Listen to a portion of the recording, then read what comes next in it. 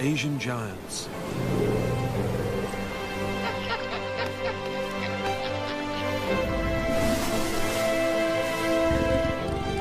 And creatures found nowhere else on Earth. But what they didn't know was that the real treasures of Sri Lanka can be found even before you step foot on its shore.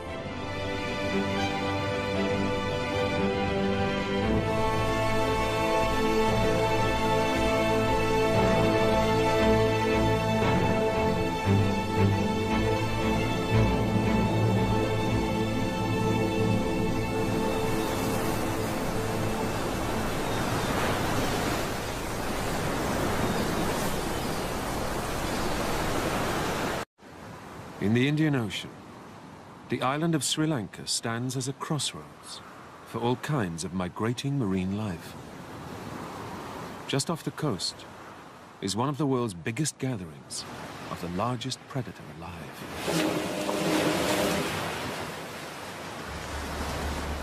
The sperm whale.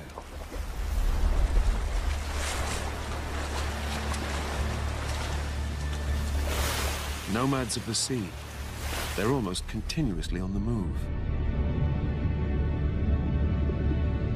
Prospectors returning from a world where the sun's rays cannot penetrate.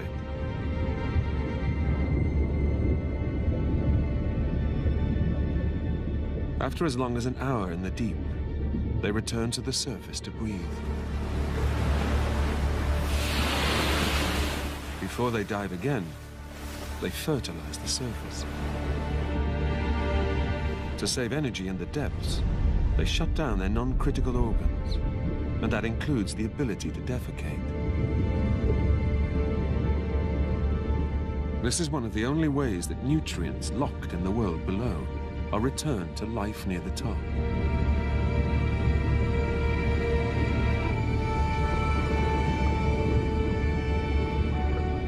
In the expanse of the open ocean, their most stable reference points are each other. Here off the coast of Sri Lanka, they gather in numbers.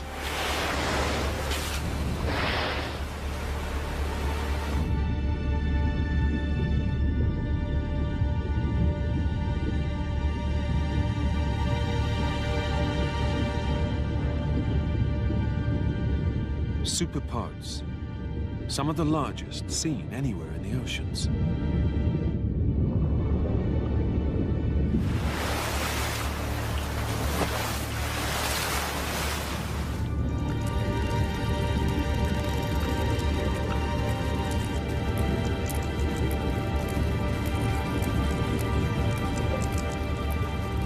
Diving down to over 2 kilometers, they grapple with giant squid in the depths.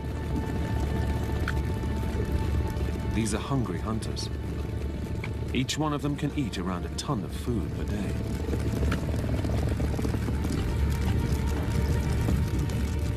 It's thought that they can stun their prey by producing some of the loudest sounds of any living creature.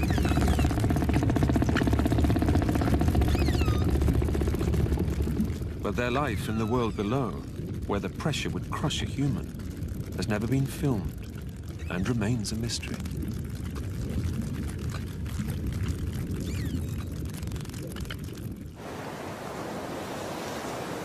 Somehow, the rich waters of Sri Lanka can satisfy the appetites of so many visiting giants.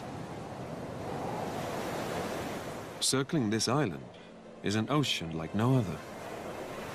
All thanks to a unique combination of natural and geological quirks.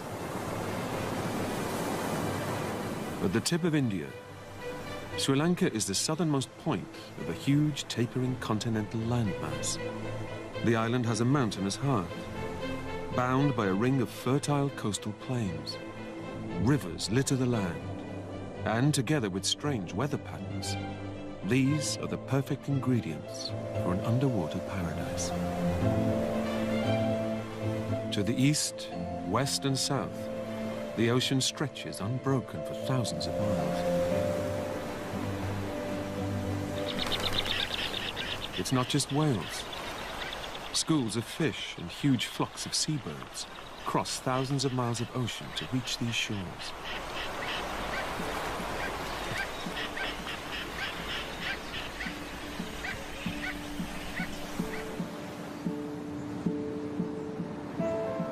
For some drifters, Sri Lanka is the first sight of land for years, possibly decades.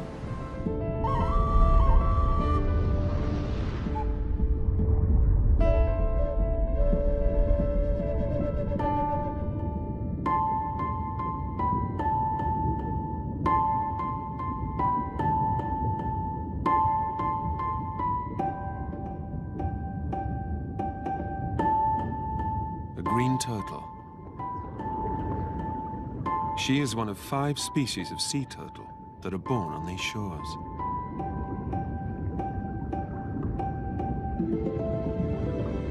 The moment she's waited 20 years for is near.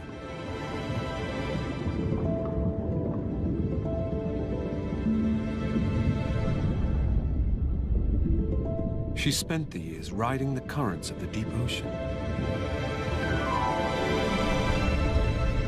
But now she must gain strength. So she's returned to the sun-drenched shallows, more fruitful than the open water. Grazing on seagrass and weeds, whipped up by the waves.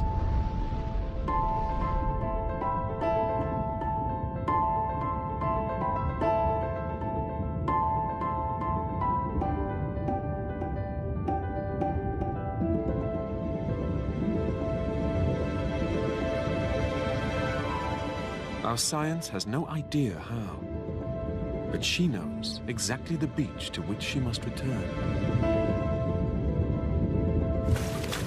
The beach she was born on.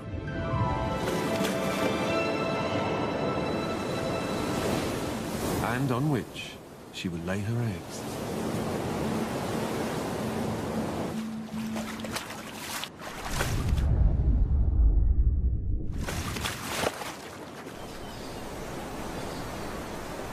The secret to Sri Lanka's fertile waters actually lies 100 miles away. It's a story that begins on the highest peaks.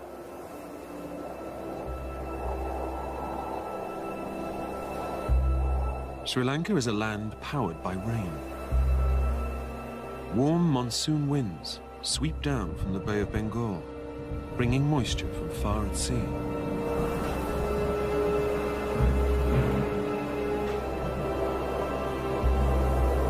As they hit the central highlands, they rise, they cool, and the northeast monsoon begins.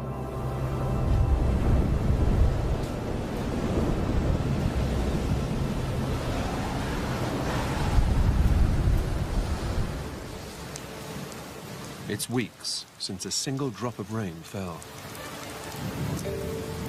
But when the monsoon clouds finally burst, the highlands are inundated.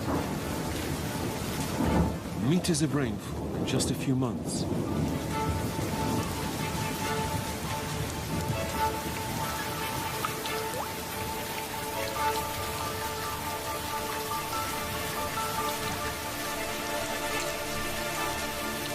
Giving birth to 105 major rivers, a staggering number considering the island's small size.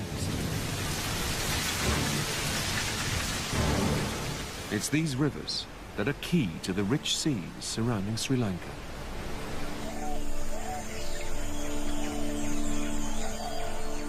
Starting life in mysterious high-altitude cloud forests. Leaves and debris are washed down the mountains. They work their way through impenetrable jungles.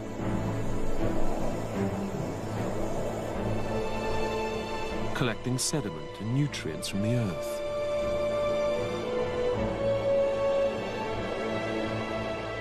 En route, they water vast plantations of green gold, famous Ceylon tea.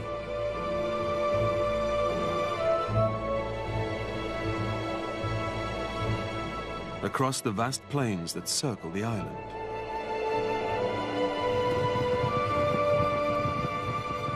where great wild herds are sustained by the life-giving water. And in turn, they add their waste to the rich mix of nutrients.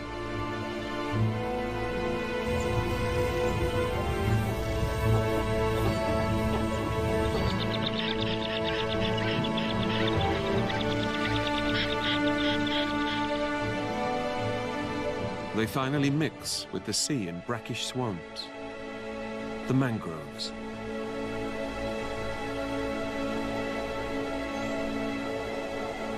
A transitional no man's land between the sea and the coast.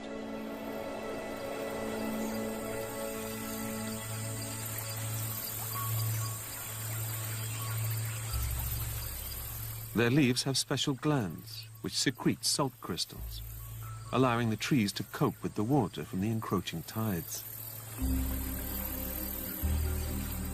Rising out of the waterlogged swamp floor, roots reach from the earth like dead men's fingers.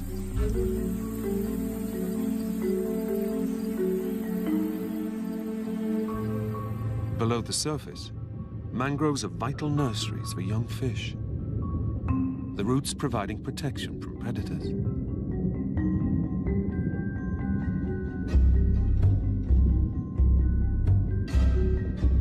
But with so much competition, one mangrove specialist has developed an extraordinary way of getting a bite to eat. It begins with his dual-action eyes. The bottom part of his eye is used for living down in the murky brown water. But on top, his eyes are suited for spying into the world above.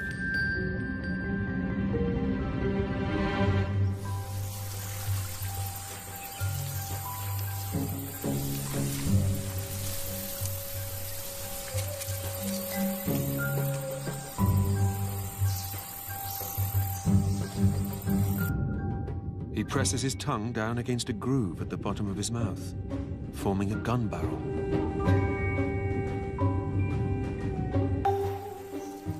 And he fires. He misses.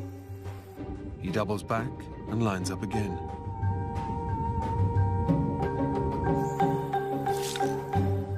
For a young archerfish, it can take a few attempts to get his prey. He has to learn to judge distortions and reflections in the water.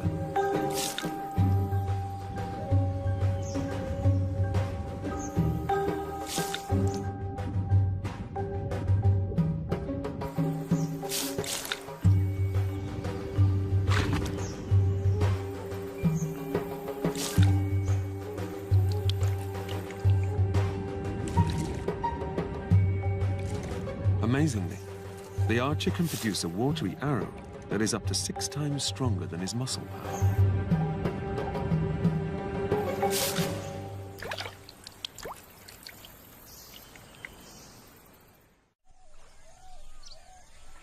Dawn, on the edges of the mangroves.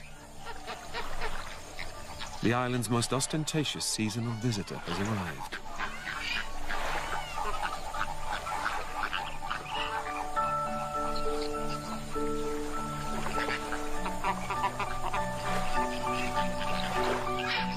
Greater flamingos, named for the flashes of flame-like pink on their wings.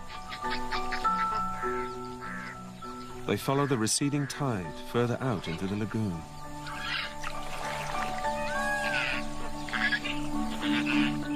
The water must be just the right depth. Wiggling their legs, they stir up the mud. Dipping their bills, they sift out shrimp and algae which thrive in the river mouth.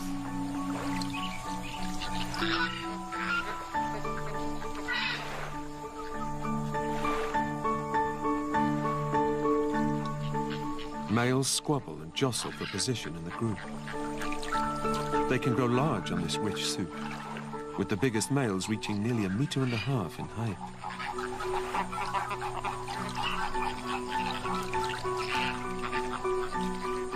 They say you are what you eat, and it is the carotene pigment from the crustaceans and algae that gives their plumage its distinctive pink.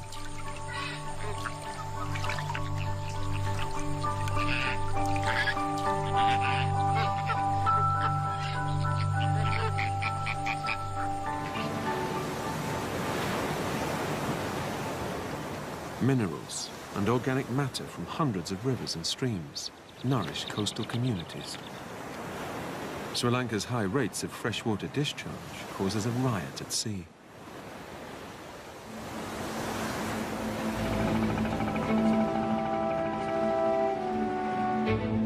Fleets of fishing boats take to the waves. Endless schools of fish lie in wait.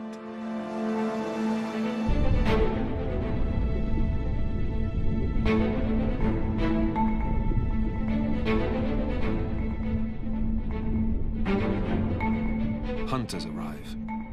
Tuna. The schools dart out of the way of the predators. Thousands of shimmering bodies try to confuse the hunters.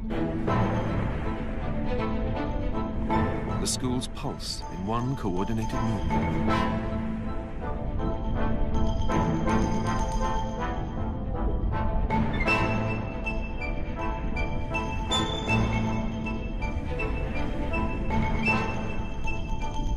But the tuna are themselves in danger from above. For these fishermen, the big money is in tuna, if they can find them. They're impossible to spot from the surface, but the fishermen are guided by the ocean's greatest acrobats.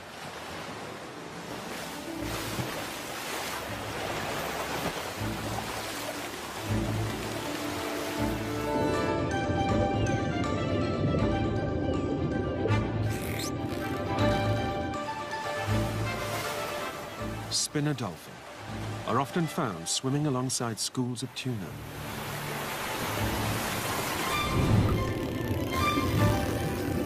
Superpods of thousands of dolphins congregate on the country's coast.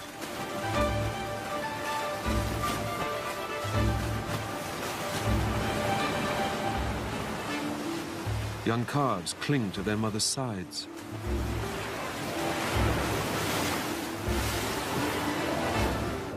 Spinner dolphins live up to their name, rotating spectacularly as they leap meters out of the water. They start attempting it from an early age, but it's an acquired skill. Why spinners spin is a mystery. Some think it's for communication. Others believe it removes parasites stuck to the dolphin's skin. But perhaps it's just because they can. These huge gatherings of dolphins are some of the largest anywhere. But with overfishing by local and Indian fishermen, they may be a shadow of what they once were.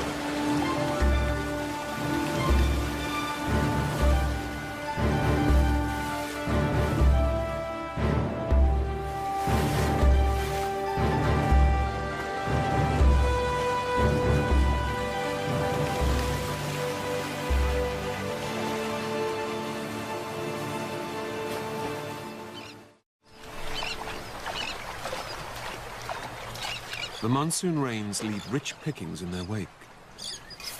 Like a gold rush, everyone prospects the beach.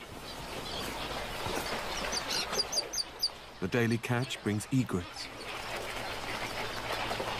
Slyly, they bide their time, waiting for the right moment to steal a bite. But some still prefer to catch their own.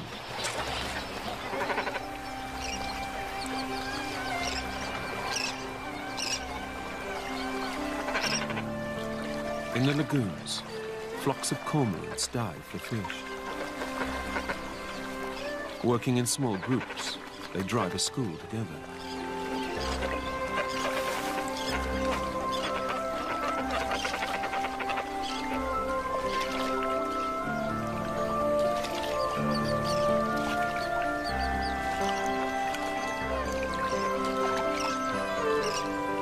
Breaking the bones of his catch helps it to slip down. But if he's not quick enough, he'll lose his meal to thieves.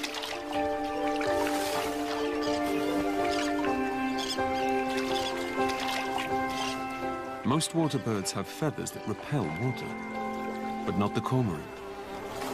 It makes him an excellent diver, although his feathers do need to be hung out to dry.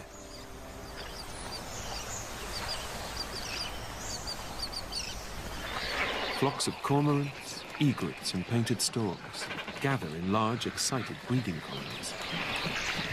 When food is abundant, it's the safest time to raise a family.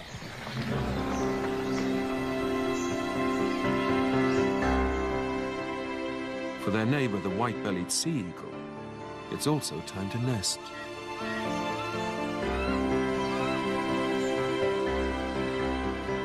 These graceful flyers mate for life. Each year, acrobatic flights in unison renew the pair's bonds.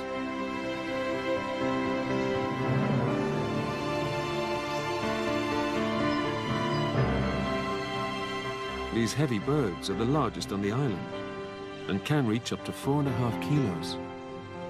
So finding a tree suitable for the whole family isn't easy.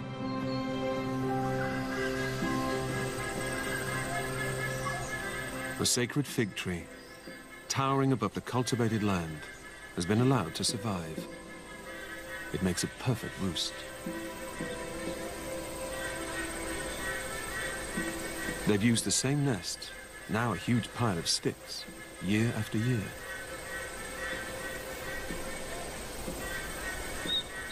The pair have a 6-week-old chick.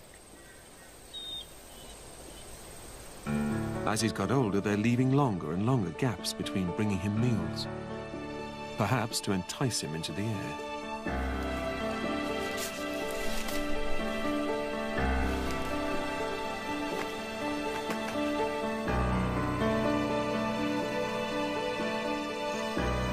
He's yet to be fed today, but his parents seem to have other concerns. Eagles don't like monkeys, and the feeling is mutual. Crows and eagles tend not to get on too well either.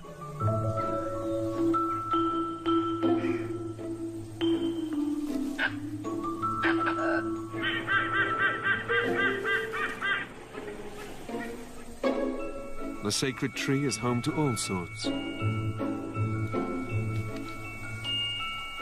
And some residents, like palm squirrels, make happy neighbors.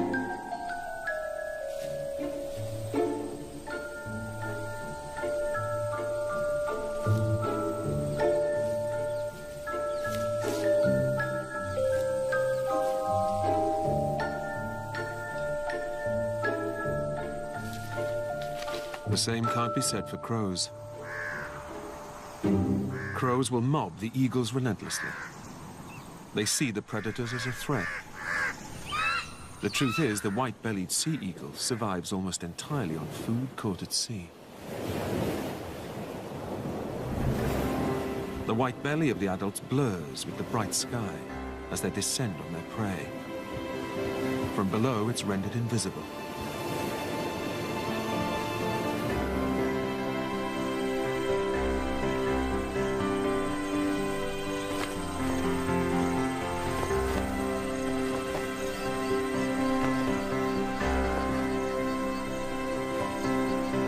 He's not quite ready.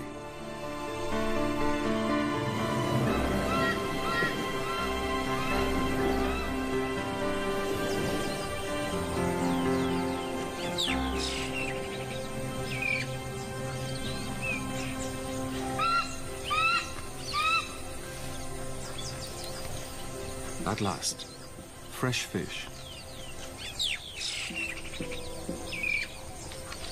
But after being kept hungry for so long, a peck on Dad's leg shows his frustration.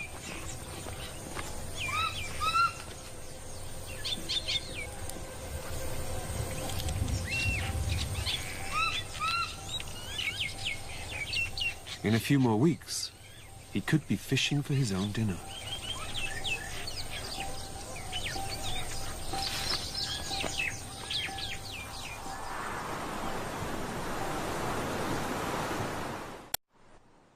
Deceived by an illusion of endless bounty, the fishermen here seem to constantly work the sea.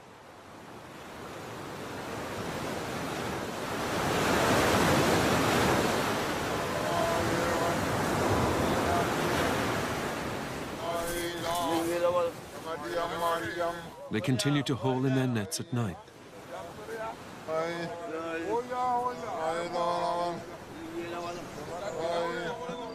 It's the driest time of year, and the seas are calm.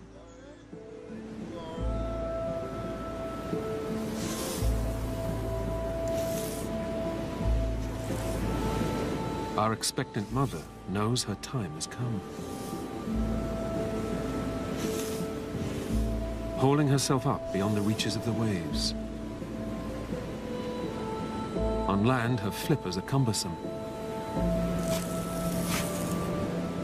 She was born on this beach, and now she's returned to lay eggs of her own.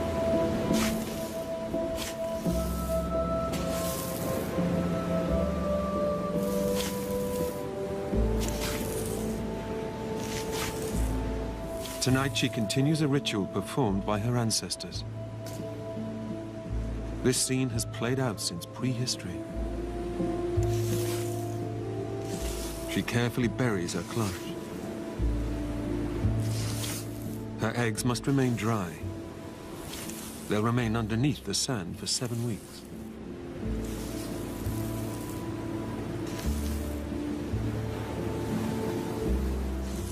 And she returns to the waves.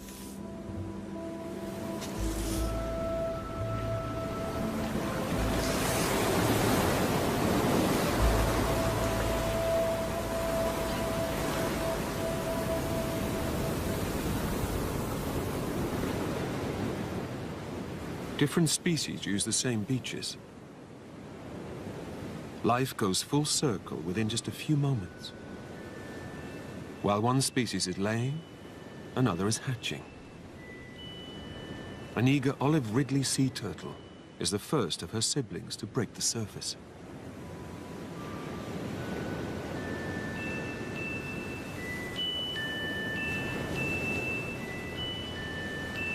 They've remained buried for several weeks.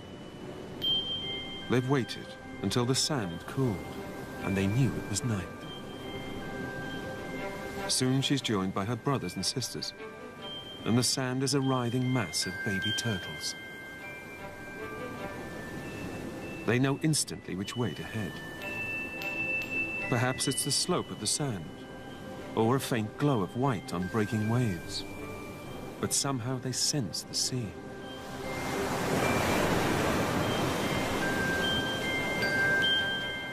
Only a few centimeters in size, they face a migration before they reach the water.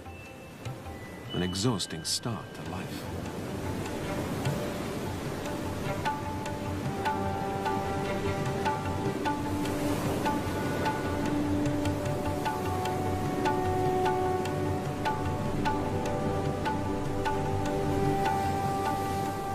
Forced to rest after every few steps, they're in a race against the sun.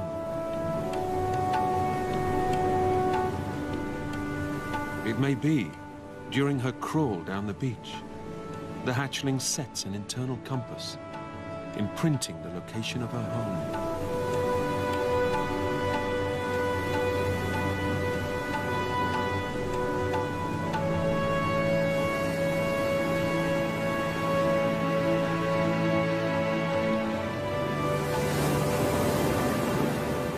Most will make it in darkness.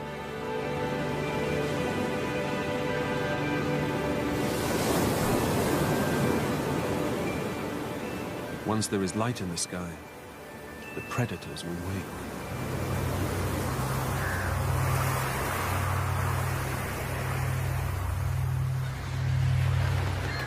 Crows are gathering. A baby turtle would be a decent breakfast.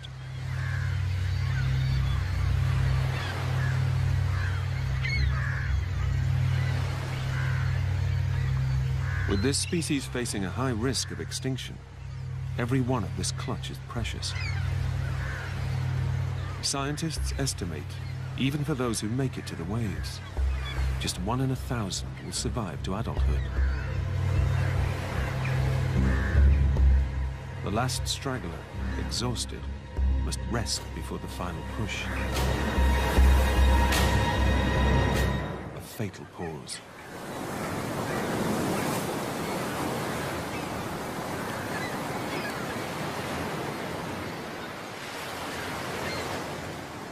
More dangers may await beyond the breakers, but those making it off the beach give these endangered animals a chance.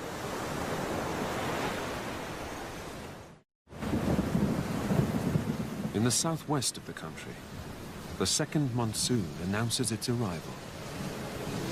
The land's drenched, the rivers pumping nutrients out into these seas.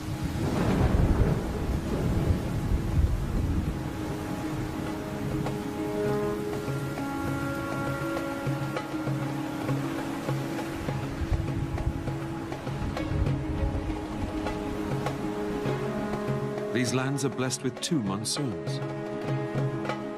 One the northeast and one the southwest.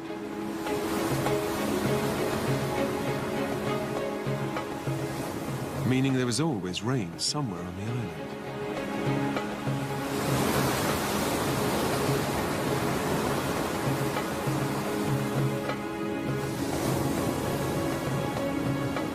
After the monsoon, waves roll in exhausted. But the waters are left refreshed by this second seasonal influx of nutrients. Like giant human herons, Sri Lanka's iconic stilt fishermen wait for the arrival of schools of mackerel and herring. The origins of this unusual practice are lost in myth. According to legend, after the Second World War, an inventive fisherman was finding it hard to get his own rod to fish from.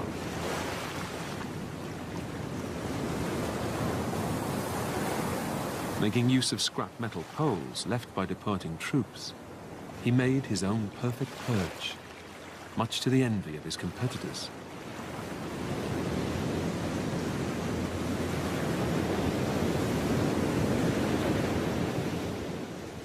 The practice soon caught on.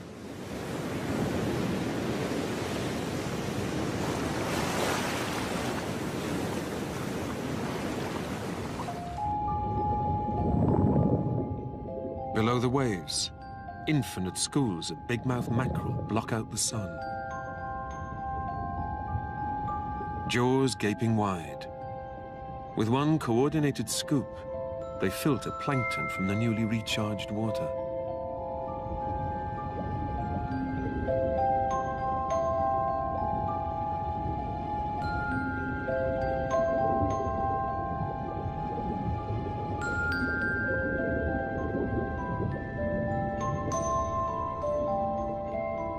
Shoals of reef fish, yellow-striped fusiliers and damselfish mingle.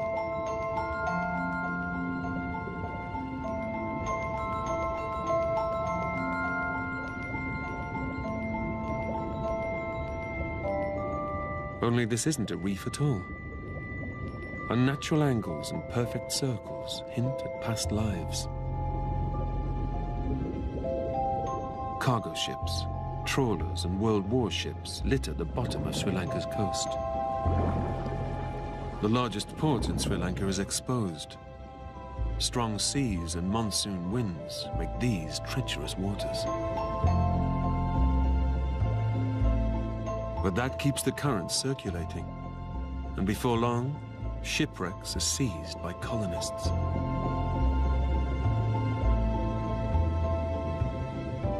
All manner of creatures take up residence.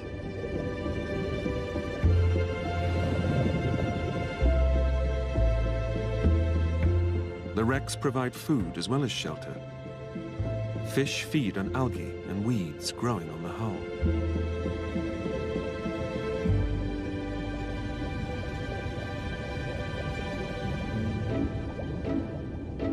It gets crowded down here. A damselfish guards her patch and crop of algae. The wreck's very own gardener, she weeds her crop. Removing unwanted algae and seaweed from her patch helps the algae she likes to grow. The faint red circle on this mast is a patch of red algae, which she can digest far more easily than other types.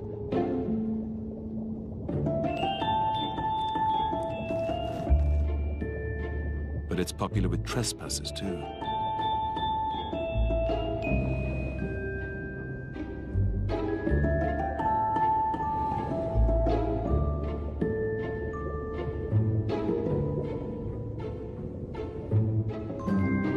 living in such close proximity to other fish means some unusual ways of getting a meal and strange relationships have evolved.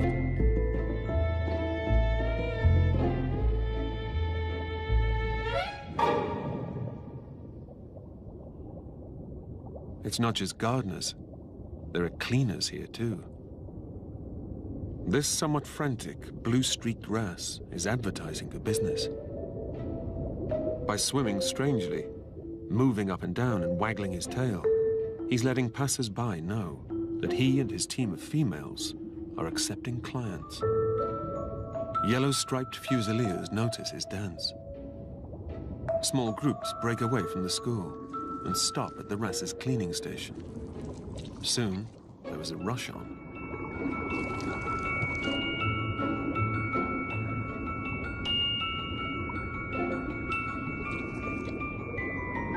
The fusiliers get groomed, and the wrasse get a meal.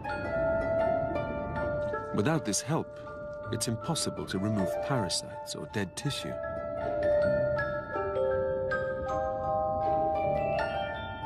The male is larger than the female members of his harem, but amongst the females there is a strict hierarchy. Constant power struggles and fights are common. If the male dies, the highest-ranking female will change sex, and she takes the top job.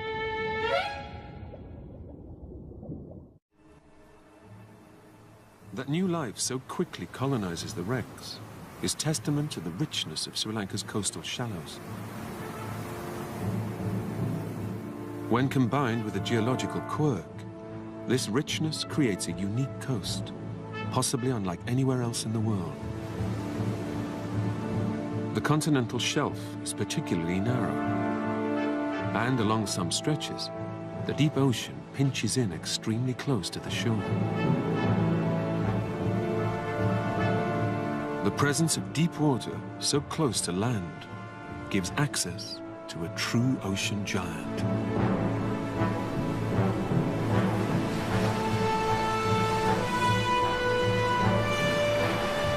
Upwellings, created by the meeting of deep cold and shallow warm water, bring plankton and nutrients up from the deep. With a double monsoon constantly pumping more nutrients out to sea, this all attracts the largest animal to have ever existed.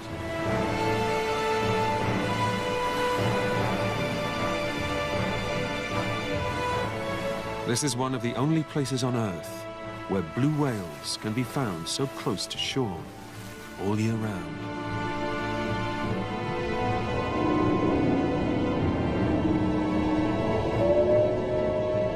Their tongue can weigh more than an elephant, and they can gulp down 4 tons of food in a single day.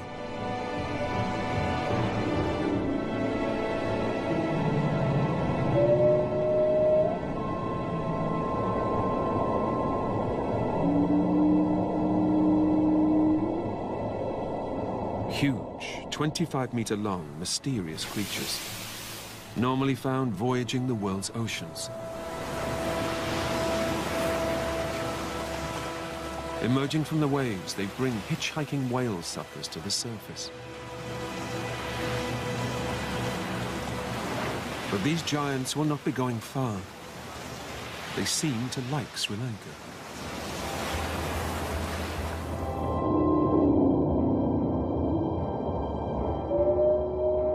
And the waters of this island have a unique sound. For some reason, the blue whales here have a different song. They've been repeatedly recorded, making calls with 4 notes.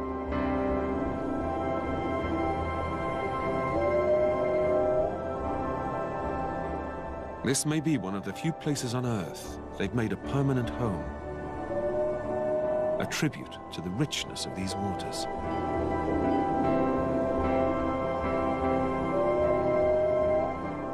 It's possible Sri Lanka has its own unique subspecies, evolved to exploit this fertile territory.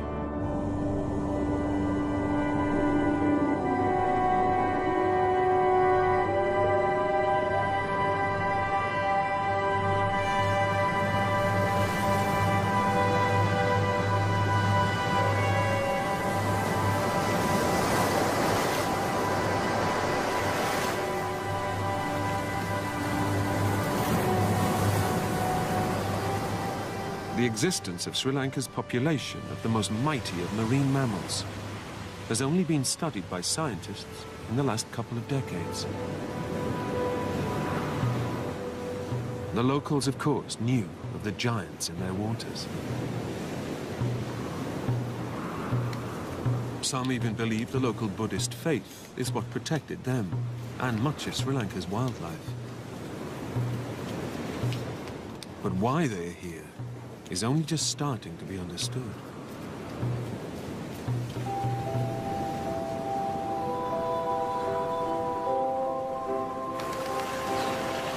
To sustain so many whales, Sri Lanka's coast must remain fertile and productive.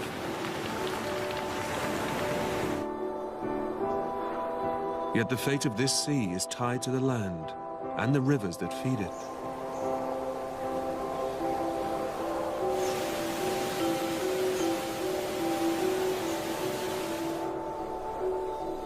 Sri Lanka's forests are shrinking fast. Its wild herds are squeezed into an ever smaller share of the island.